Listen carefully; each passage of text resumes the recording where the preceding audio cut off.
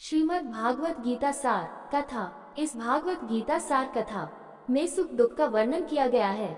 इस भागवत गीता में मानव के लिए हर अच्छे और बुरे कर्मों का वर्णन दिया गया है। दोस्तों, आप सभी चैनल को सब्सक्राइब लाइक करते हैं, जिसमें आप लोगों को कुछ नहीं मिलता, पर इस चैनल पर जीने की राह और ज्ञान भरी बातें मिलती है।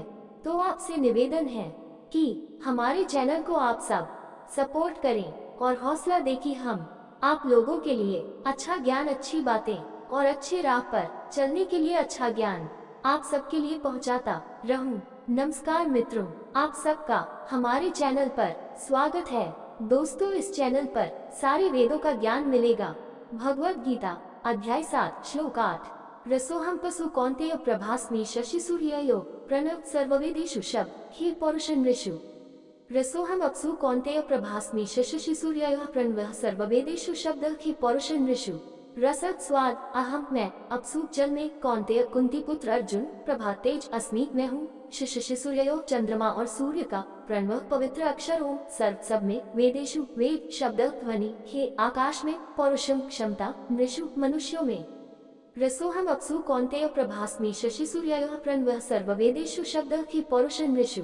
अनुवाद: हे कुंती पुत्र, मैं जल में स्वाद हूँ, मैं सूर्य और चंद्रमा की दीप्ति हूँ, मैं वैदिक मंत्रों में पवित्र अक्षर ओम हूँ, मैं आकाश में ध्वनि हूँ और मनुष्यों में क्षमता हूँ। श्री कृष्ण ने पिछले श्लोक में कहा था कि वे ही इस संसार में विद्यमान सभी वस्तुओं के मूल, पालनकर्ता तथा आधार हैं।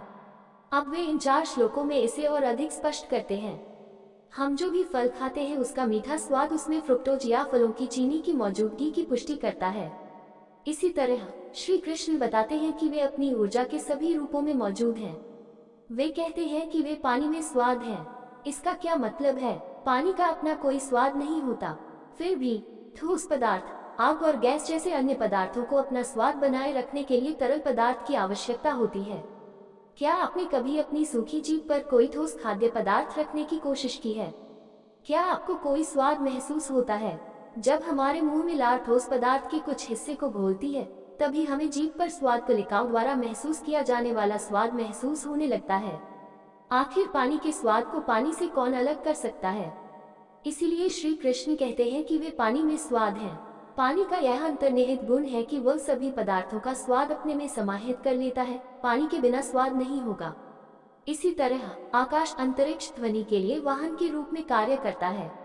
ध्वनि के परिवर्तन के कारण विभिन्न भाषाएं बनती हैं। श्री कृष्ण कहते हैं कि वे ही सबका मूल हैं, क्योंकि अंतरिक्ष में ध्वनि उनकी ऊर्जा है। वे ओम अक्षर है जो वैदिक मंत्रों में सबसे महत्वपूर्ण ध्वनि है। सूर्य और चंद्रमा को उनसे ही अपनी चमक मिलती है। मनुष्यों में प्रकट होने वाली सभी क्षमताओं के लिए भी वे ही परम ऊर्जा स्रोत हैं। भगवत गीता अध्याय 7 श्लोक 9। पुण्यगंध पृथिव्या च तेजश्चास्मि विभावसो जीवन सर्वभूतेषु तपश्चास्मि तपस्विषु। पुण्यगंध पृथिव्या च तेजश्चास्मि विभावसो जीवनं सर्वभूतेषु तपश्चास्मि तपस्विषु।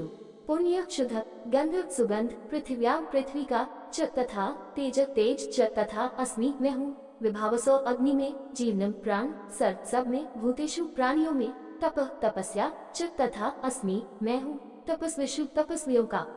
पुण्यगंध पृथिव्या च तेजश्चास्मि विभावसो जीवन सर्वभूतेषु तपश्चास्मि तपस्विषु।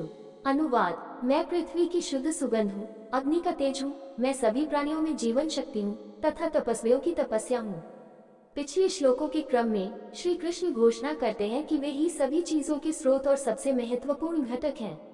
संपूर्ण ब्रह्मांड उनके ऐश्वर्य का विस्तार है। पृथ्वी पर वे निर्जीव और सजीव दोनों के पीछे की शक्ति हैं। वे पृथ्वी की कोमल और शुद्ध सुगंध और ज्वाला की उज्जवल चमक हैं। वे सभी जीवित प्राणियों की जीवन शक्ति हैं। तपस्वी या साधु सचेत रूप से खुद को शारीरिक सुखों से वंचित करते हैं और आत्म शुद्धि के लिए तपस्या करते हैं। भगवान कृष्ण कहते हैं कि वे वास्तव में उनकी तपस्या करने की क्षमता के पीछे की शक्ति हैं। दोस्तों, आपसे निवेदन है कि हमारे चैनल को आप लोग सपोर्ट करें। वीडियो अच्छा लगा हो तो लाइक शेयर सब्सक्राइब जरूर करें। धन्यवाद।